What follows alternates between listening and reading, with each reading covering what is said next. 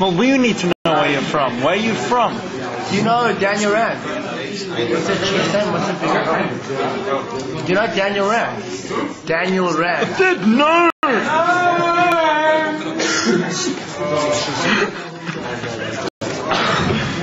Did no. Okay, I'm gonna go crazy in about 5 seconds. I'm from cell block C. I'm from Baltimore prison.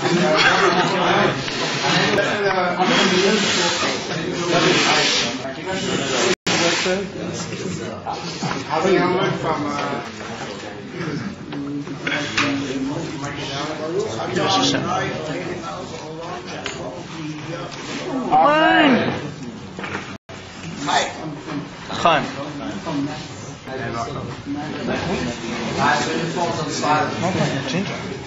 I'm gonna put on loud. Thanks.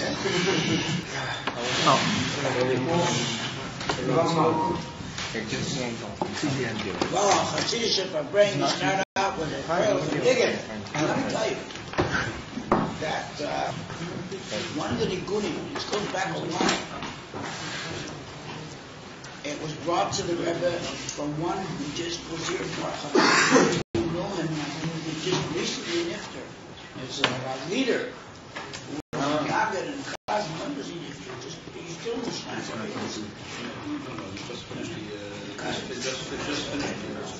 No, he was awesome. So the digging that he brought, and maybe are you recording it? It's okay. Okay.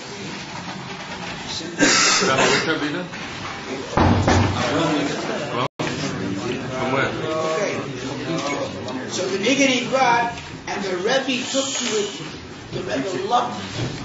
And for years, that was like the lead nigger in Lubavitch. He was already after I went to Shlichus. I'm Shlichus 47 years. Actually, I'm going into my 48th year. I'm in one of the first shluchim that the Rebbe sent out. And the Rebbe actually sent me back where I came from. Because I was born and raised in Minneapolis, Minnesota. And it was the Rebbe's idea, not mine, that I go and start some outreach, Torah mitzvahs in my own city. That was the Rebbe's idea. That was my great fortune that I'm going where the Rebbe's actually, it was nobody else's idea. And it was the Rebbe's idea that I had, Baruch Hashem. We're Baruch Hashem. I have my two sons, daughters-in-law, and came here with my 10 grandchildren. They're all with us. And I'm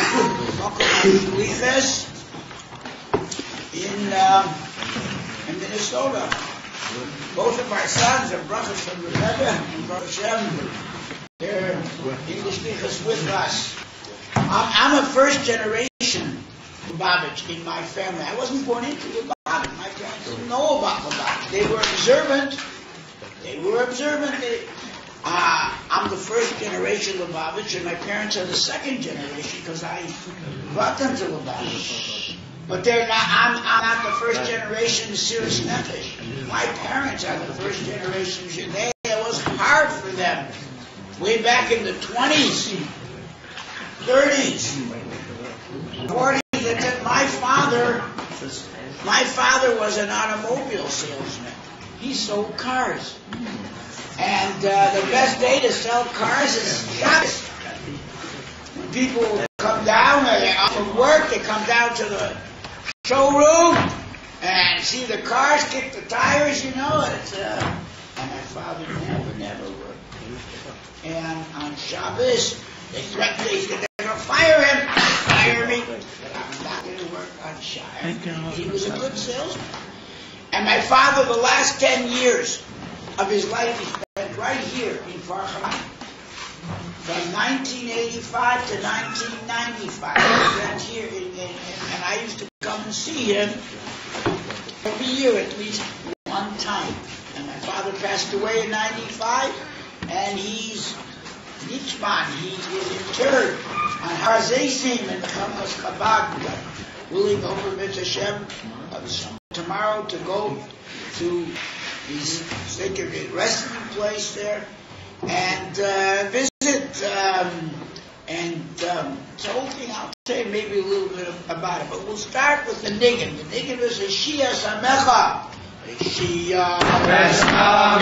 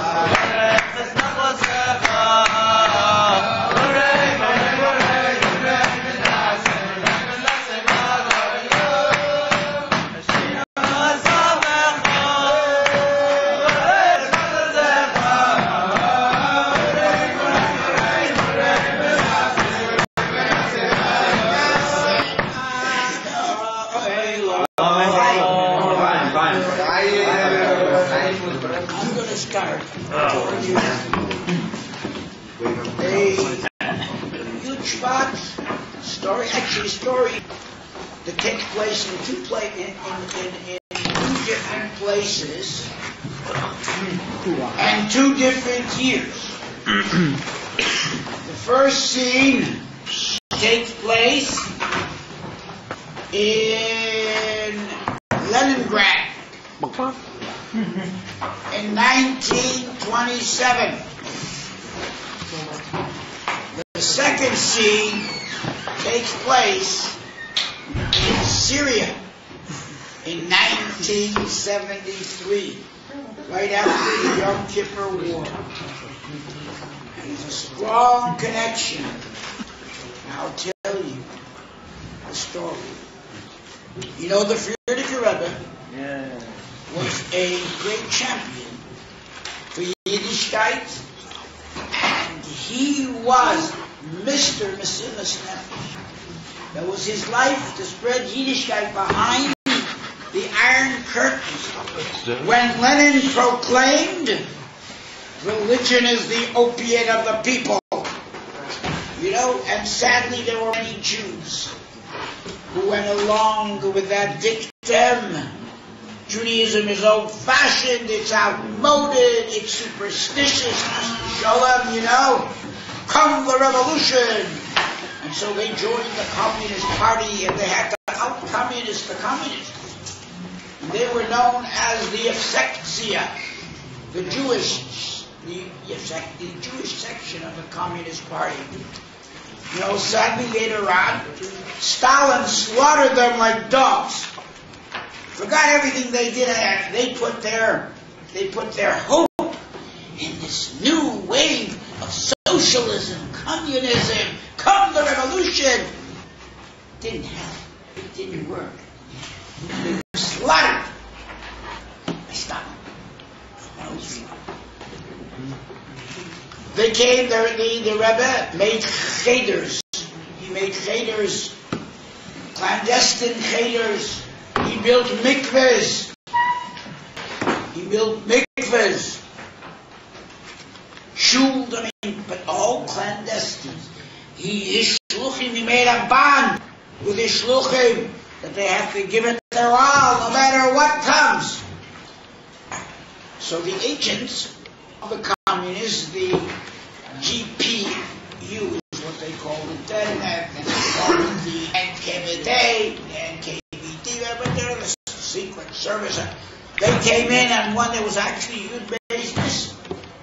And they came into the Rebbe's room, and they told him right after he finished davening, and they told him, Rabbi Schneerson, you must cease and desist with your counter-revolutionary activity of spreading Judaism.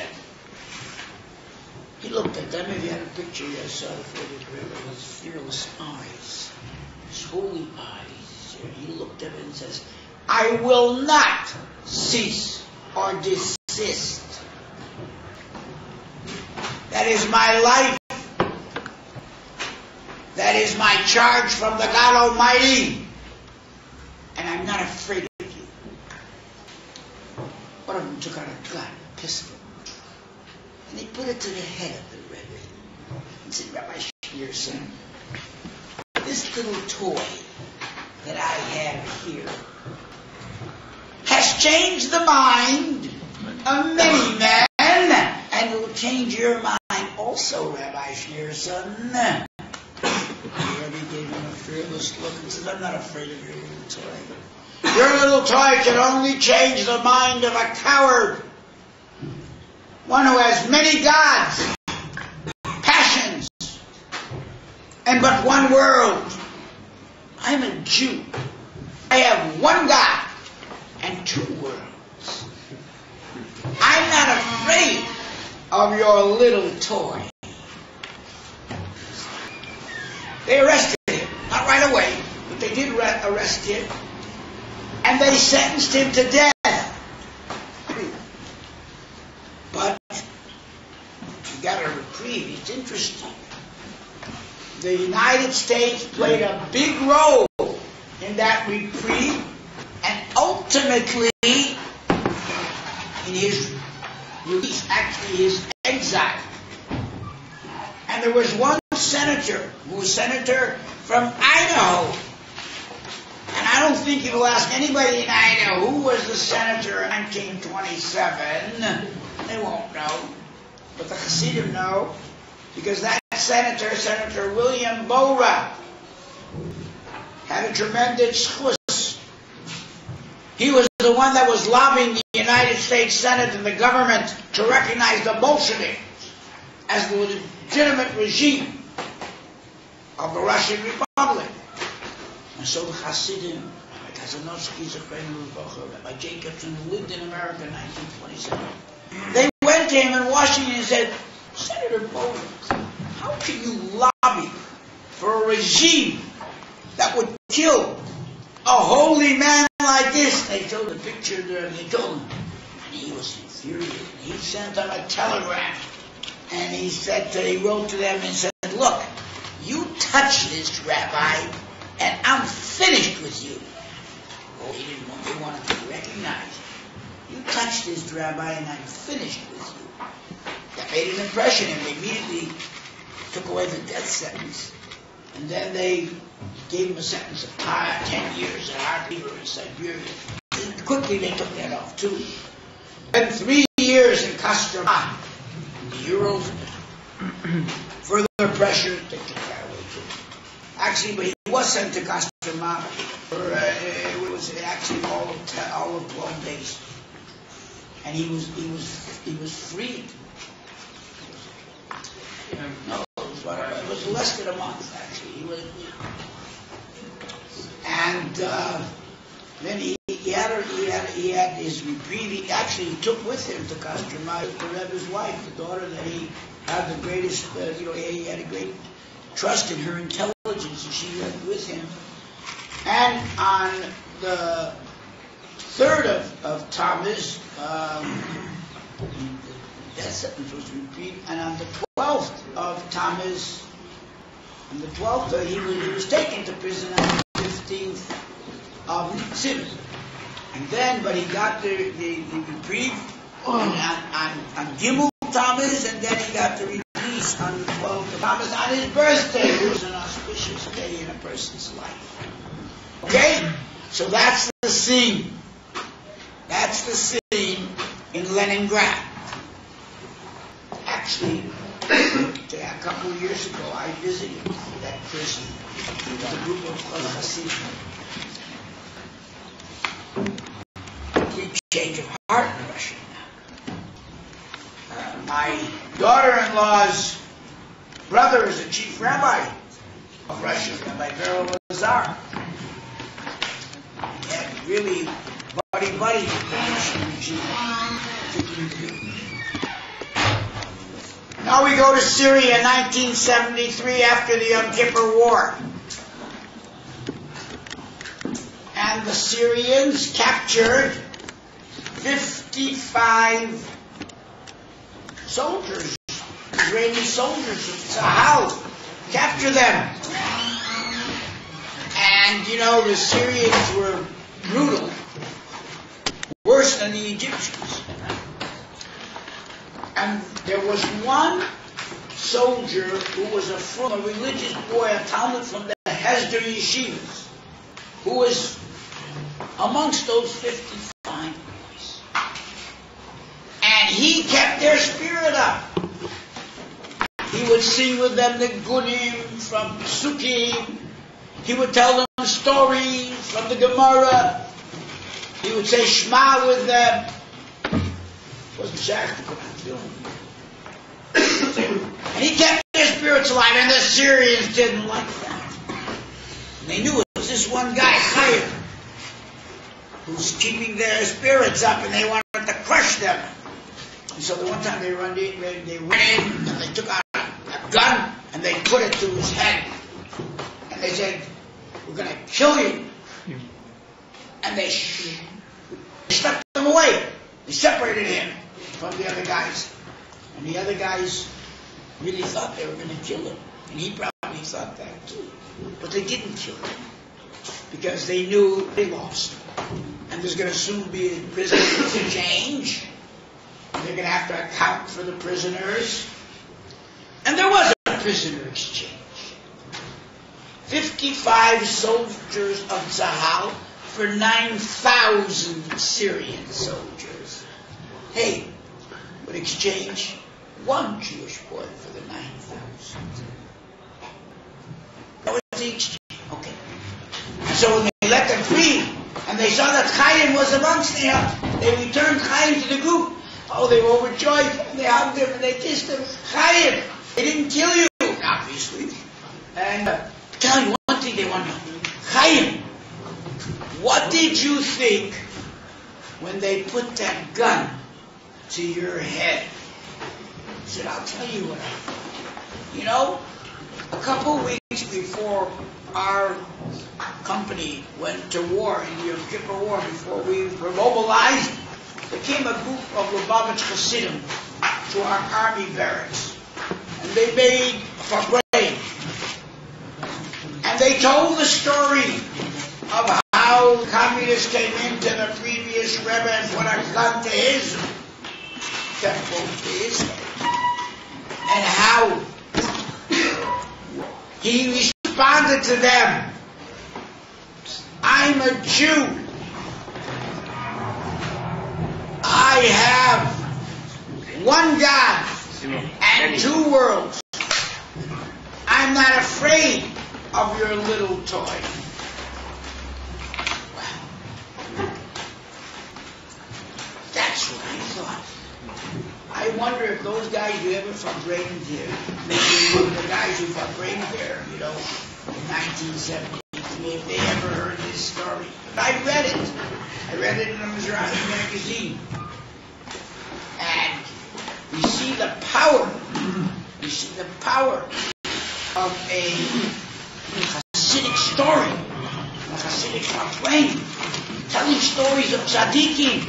That kept this fellow from panicking and for submit, you know. So this is a story. You can tell it and you can retell it. Chaim.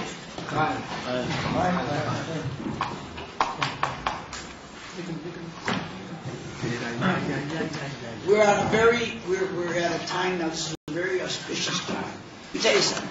You guys are very fortunate, and I admire you very much.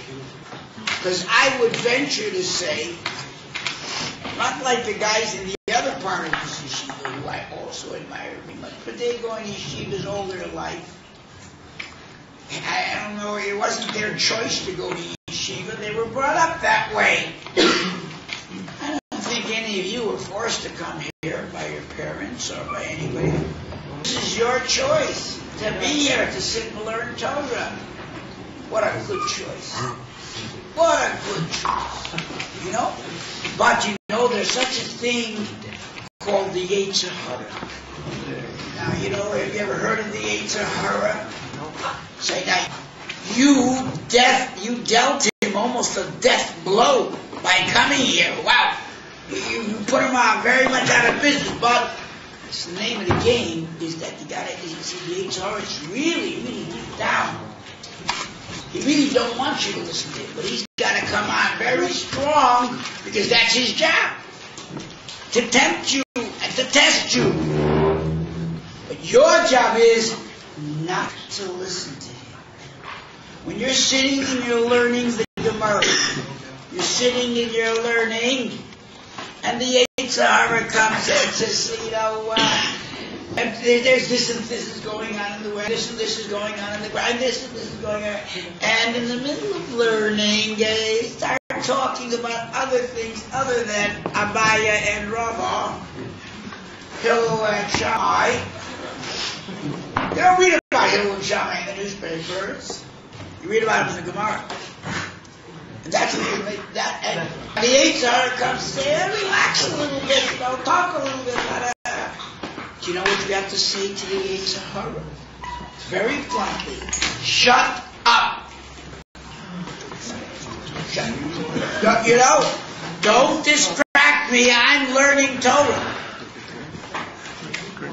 That's very, very, you know, because you really, you know, you really given, you know, the Yetzer, and I'm telling you, and it's brought down in Tanya, that deep, deep, deep down, the Yetzer Hara really doesn't want you. You're doing him a favor by not listening, because as a mashal is brought in the Tanya, Tanya speaks about what the mashal of evil. That evil, the Yetzer Hara doesn't want you to listen to. Really, deep down, why? It's like a king who brought up his son and gave his son, his beloved son, a way of life that will make him happy and healthy. Sometimes it's written he gave him a whole list of don'ts and a list of do's. Sitting in front of the king, he can't really determine the metal, the makeup of this kid. If this kid is really loves him, the father, and wants to do his will, so he sends him to a far away place, far from not to be in front of the father. Not that, but he hires a woman of ill fame to tempt the son, and he hires her. That's her job. You have to come on strong and tempt my son to sit with you, and I'll pay you. And so that's her job. But really deep down, she don't want the son to listen. And if the son doesn't listen, if the son listens, everybody's a loser, including the father, the kid, because the kid didn't listen. The kid's a loser, he sinned. And the woman of ill fame is going to get paid, but she's going to get paid by an angry king. If the son doesn't listen, everybody's a winner. The son's a big winner. Gave his father great nachas. He withstood the test. The king's the winner. The son loves him, and the son won't do anything against his will. The son realizes that the father's right, and he keeps the lesson. And the woman of ill fate, she gets paid by a happy king who's happy. So it's a win-win situation if you don't listen to the Yitzhak. But it's a lose-lose situation if you do listen. And that's a mashal that's brought in the Zohar. Tell you another mashal that's brought in the Zohar. The Zohar says you should know, people think when you do an Aveira, if I do an Aveira, I'm only hurting myself. Big deal. So if I eat something which isn't kosher, so I'm hurting myself, but I'm not, what's the big deal? I'm not hurting anybody else. Comes the Zohar and says, you're hurting every Jew in the world when you do an Aveira. He says, what is this analogous to? What is the situation? It's like the situation of people who board a boat, cruise ship. There's 1,000 rooms. Okay? Everybody pays for his stateroom. Okay? But there's one guy he always wanted to be on the boat and on the bottom floor, because he wants to see what's doing at the bottom of the sea. So he brings with him a drill. He paid for the room, and he starts drilling on the bottom of his room. It's his room. He paid for it. We know what happens when you drill a hole in the bottom of a boat, and the water starts coming through. And all of a sudden, all the 1,000 people are coming in. Hey, come to his room, and they start screaming at me, "Sugar, what are you doing?" He says, "Can't be angry at me. I paid for this room. I'm only doing it in my room." Idiot! You're doing it in your room, but we're all in the same boat. It's going to drown us all. Same thing when a person does it on Aveira. It affects the whole general flock of Jews. When a person does a mitzvah, what's the right thing? He helps the whole clouds.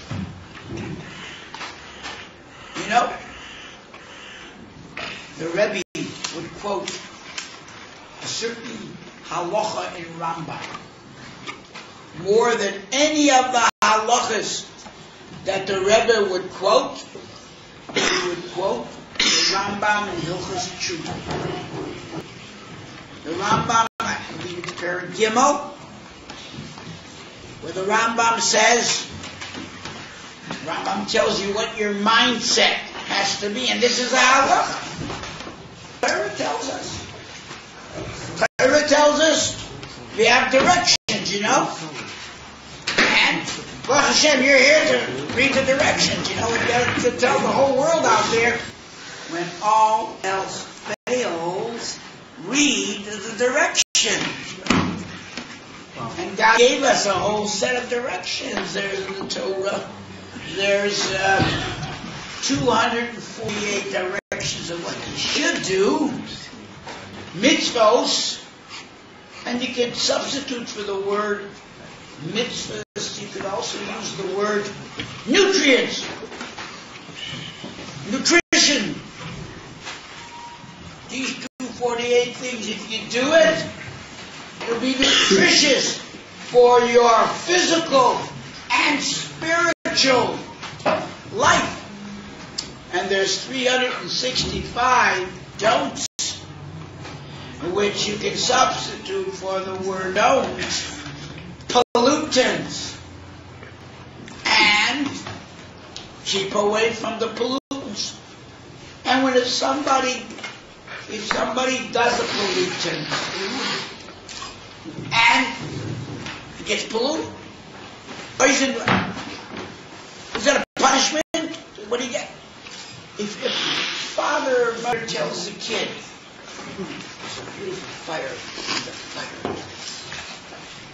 and it gives beauty to the house and the room, and it gives warmth to the room," but the father tells little Chaim one thing: don't stick your hand into that fire.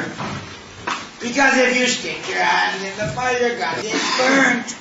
But the fire is so attractive. He wants you to get the feel, doesn't it? So when Mommy's not looking, he sticks his hand into the fire. What happens when you stick your hand in it? It's burned. It's painful. Is that a punishment? Not a punishment. It's a consequence. So God tells us, look, I'm telling you, I made you. And I know what's good for you. And I know what's not good for you. You know, when an inventor invents something, he makes something, and it's put out to the market, the inventor, the manufacturer, gives a manual with it. What to do, how to run the machine, how not to run the machine, and what to do if the machine malfunctions. Does the person messed up with it? The Torah is the manufacturer's manual. God's the manufacturer. He issues this manual, the Torah. Tells you how to do it. And if you messed up, here's how you deal with a malfunction. It's called tshuva. Tshuva, that fixes it up. You know, like this, you're a master, you can only control your future. The Rebbe says that tshuva, you see that? Tshuva lets you change your past. Tshuva, person does tshuva. What's tshuva? It's a quick surgical cut with a previous lifestyle and regretting the way a person lived and promising, I'm going to do better, I'm going to change. Then, the tape is released. Erased. What happens after 120 years, you have to give an accounting to the God Almighty. The Beth Din Shalmaila, you know. Says in the Pirkei Avos, Da Malamayla Mimach, know what's above you, an eye that sees, an ear that hears, and all your deeds are recorded in a book. Smile, you're on candid camera, you're on YouTube, and after 120 years, they put you in a little room and they click on, there's a video there, and they click on a particular video which is called This Is Your Life. And you don't want to see some of the scenes, because where you are now in the true world, it's a bad scene. The good news is, if you change your lifestyle from doing Averos to doing mitzvahs, then that erases this negative seeds. So that's the name. That's the name of the game. So Torah is a directive that we all have to follow. And how wonderful it is that, it's too bad that we have only, what do we got here? Maybe 30 boys, I think. We should have 10,000 boys should be in our community. 100,000 boys should be in here in training. Or in yeshivas like it, learning in yeshiva. Thank God. Yeshiva attendance is on Yatzli. We still can't say it's the majority of Jewish males. It's coming up. And the Rebbe, all the Rebbe's credit, the Chabad house all over in the yeshiva, So, the Rebbe turned around. No two ways about it. But, hey, you guys who are here, congratulations. You made the right choice. You're in the right place at the right time. And don't squander the opportunity. Make the most of it. Sit and learn. You know what? Sit and learn with great joy. You should jump out of your beds in the morning and dance to hear. Who daven. Man, I can learn. They're a great sense. Somebody who's doing what they really want to do, and they're happy about it. They can't be disgusted. So you got to be happy about it. And that's the big plus of a Hasidic yeshiva. There's a lot of happiness. That's what we know. You know what? Public enemy number one of the Jewish life. Yetzer hara, right? But you know what his most potent weapon is? Depression. Depression. You know, I have a girls' school. We have a world famous base conning. We have tens of thousands of women who come here. I speak to them a lot. And when a young lady comes to me, Rabbi, I'm depressed. I point to the books on the story. I said, I tell you, right now, take a leave of absence from your depression. We'll learn through all those books. After you learn all those books, come back and tell me if they're the best. Listen, sometimes you need a psychologist or a psychiatrist. Ain't nothing wrong with them. There's such a thing as clinical depression. You gotta deal with it. But happy people who are busy people, and they're positive in terms of what they're doing, and they're living their life with confidence and sureness in what they're doing. And believe me, I tell you, with over 60 years of sitting and learning Torah in my life, I can tell you that you're doing the right thing. And I wish that I love to learn. Now I spend most of my time getting other people to learn and paying for it. But I learned in yeshiva. I learned more years in a not Lubavitch yeshiva than I learned in Lubavitch because my parents didn't know about Lubavitch. But I gravitated to it. And maybe I'll tell you the story, and I came into a wonderful one. The Rebbe, and that a lot of stories to tell you. We have the time, but I'll tell you some of the stories. That's my great thing in life, that I came to the Rebbe, the teacher of our time, the Moshe Rabbeinu of our generation. This gentleman, the Rebbe turned the world around after the Holocaust.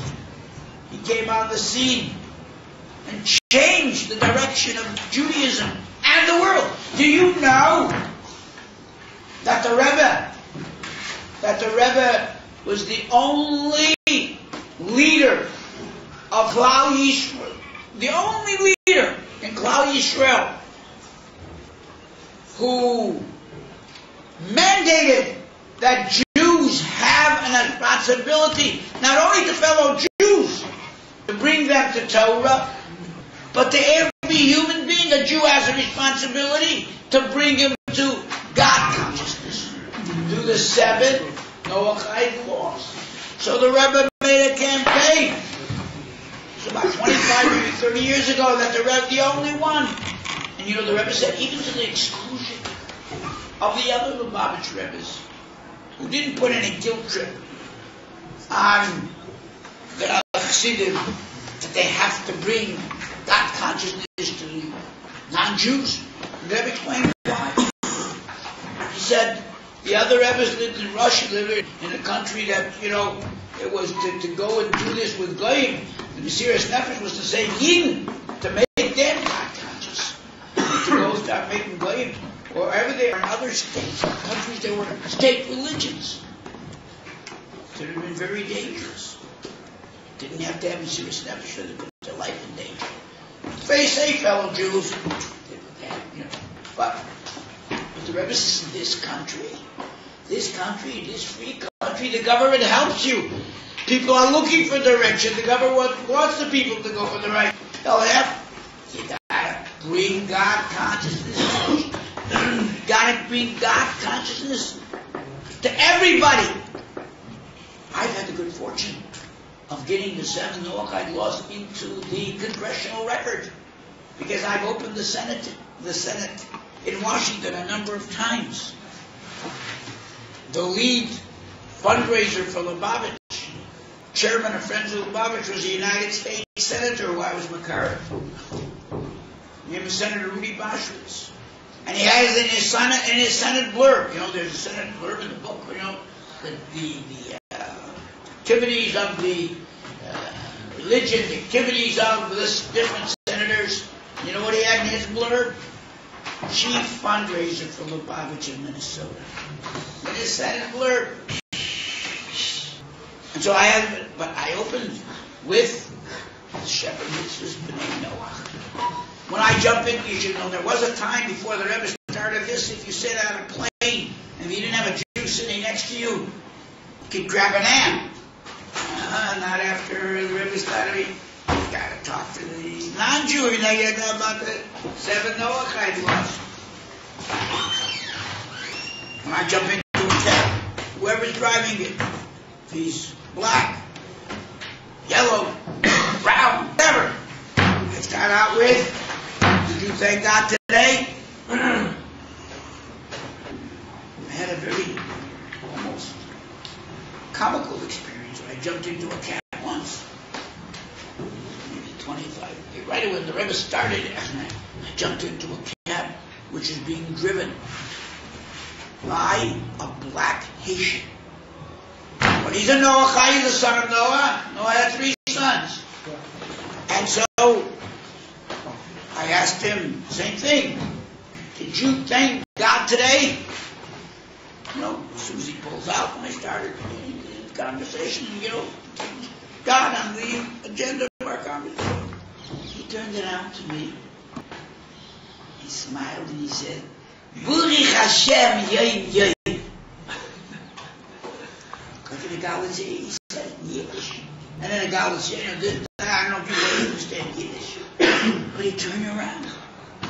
And he said, Baruch Hashem, you don't look Jewish. And he wasn't Jewish, I said, where did you get that? He said, I knew you'd like it. I said, well, where did you get that? He said, for 6 years. For 6 years. Before I started to drive the cab, I worked for a religious Jew who, like you, a haberdasher, black hat, long beard, and every morning I would accompany him to open the store on the Lower East Side. I would accompany him. And when he would open the door, and see that everything's okay, I was like his bodyguard. And he'd see everything's okay, and he would say these words, Baruch Hashem, yoim, yoim. And he kept saying it. I asked him, what does that mean? And I thank God every day by day. So I picked it up from him. Hey, that guy, just by example, taught God consciousness to this non-Jewish individual. Every Jew has to have that on his lifestyle. Is that God, we are the people who have to spread godliness. We have to have God talk on our lips. I was in New York on 9/11.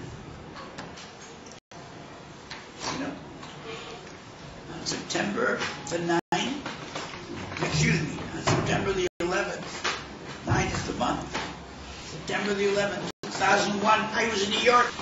Where was I? I was at the OHEL. I was at a meeting of America's the day before, then I went to sleep at the OHEL. The place where you can sleep. The place where you can eat. I mean, it's like a whole, what did I say? It's very inspiring. And the Rebbe once said there are oils where you go that are like sand. There's the oils that lift you up. Oil Misaneya. That's the Rebbe's. So I was there, and I was in the mikveh. I slept there, and I was in the mikveh about 9 o'clock. And I'd been up, bringing their oil, and then I got a little bit sleep, and then I ran to the mikveh, and all of a sudden the guy is still for it. Runs in, I know him, he says, Rabbi you couldn't believe this. I was coming up from Florida. He was coming there to go to the oil, to ask the Rebbe's brother. The Rebbe should pray for him to the Eibusher that his wife should have an easy birth. His wife was soon going to go into labor, and he wanted that, his brother and everything should go good. So he flew up to Florida, and he was going to be there for an hour or two by the oil and fly right back. Just as we were coming into, I saw a plane crash into the Twin Towers. Terrible accident. At that time, the first place when people thought it was an accident. We know later, we know what the accident was. So, he said, and they closed the airport. Then I can't get back. Close it. And then I ran out. After I got dressed around, the second plane had hit. And I ran into a car. Where the custodians of the oil were sitting listening to the radio. And the broadcaster was saying, citizens of New York, we are being attacked by a foreign power. We don't know who. Run to the safest place you can find. I'm thinking to myself, I'm in the safest place that I can find. By the Rebbe. But I ran into the Rebbe. I said, Rebbe,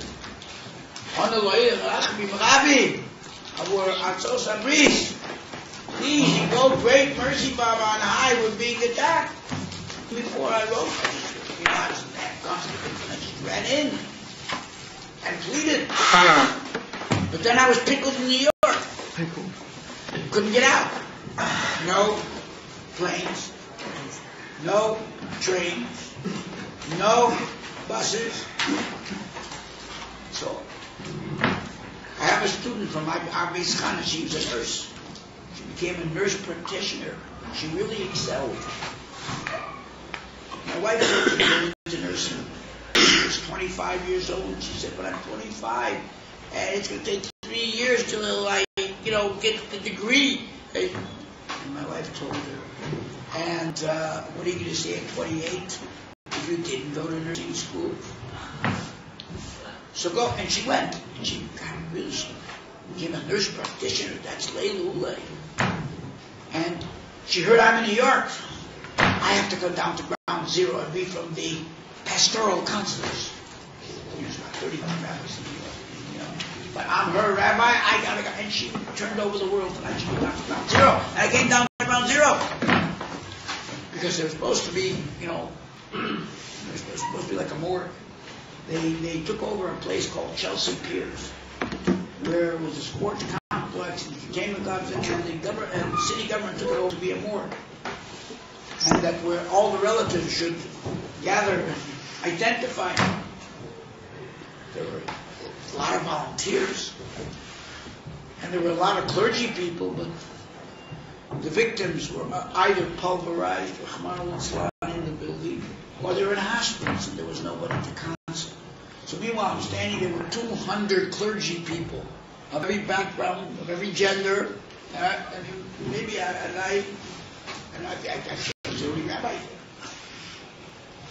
So I told him, I hear I got 200 non-Jews, and I have a mandate from the Rebbe to teach the Sheva Mitzvah B'nai Naya, and these people are all clergy people.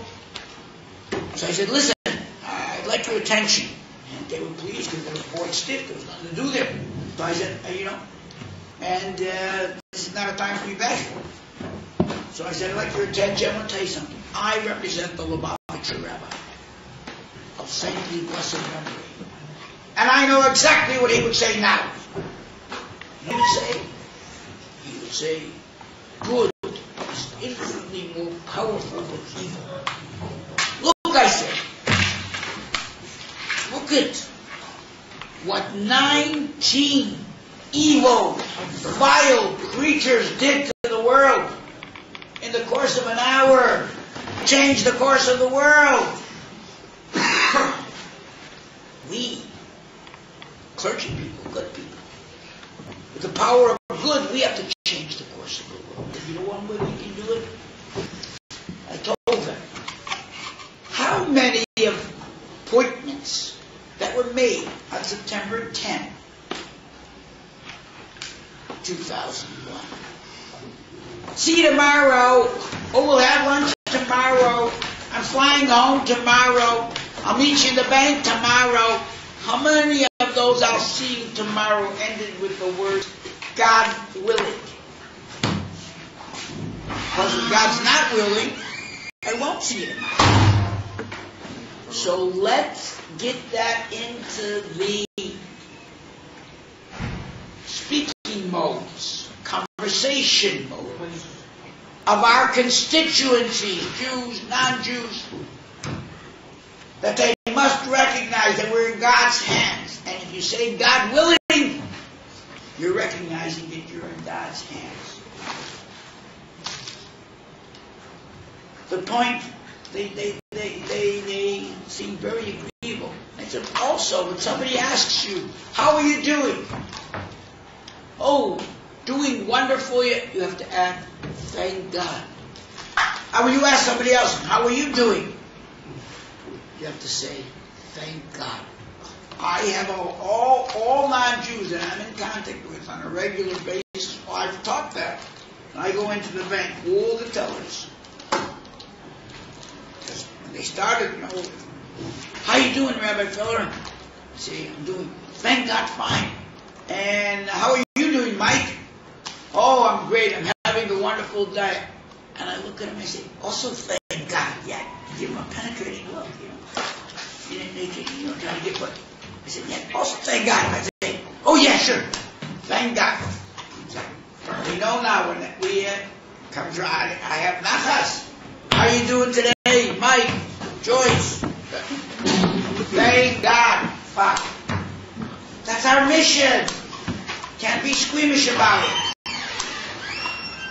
Any non, you have to get. And with Jews, of course. Baruch Hashem, we say. I'll tell you a word from the Shalach. The Shalach, I heard from the Rebbe.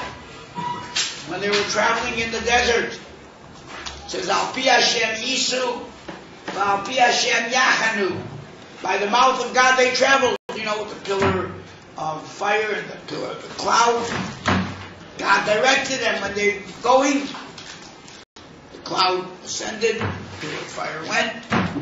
So you know how the Shalach Kodesh translates?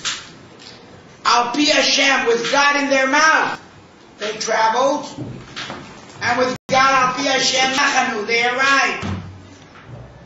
They traveled, said, we're going. B'ezras Hashem, we're going. And when they arrived, Baruch Hashem, we arrived. That's what a Jew is all about. A Jew always has to know he's in the presence of God. God's listening. And a Jew has the mandate to make all in his circle realize he's in the presence of God. L'chaim, we're going to take a little break now because I have to daven mincha. You guys daven mincha. And I really went. I went to the basement to daven mincha. But they said it won't be for another half an hour. Now it's in a few minutes. So l'chaim. And you just see that I'll come back for break. I understand we have till 6 o'clock for break. Yeah. Got it. Thank you.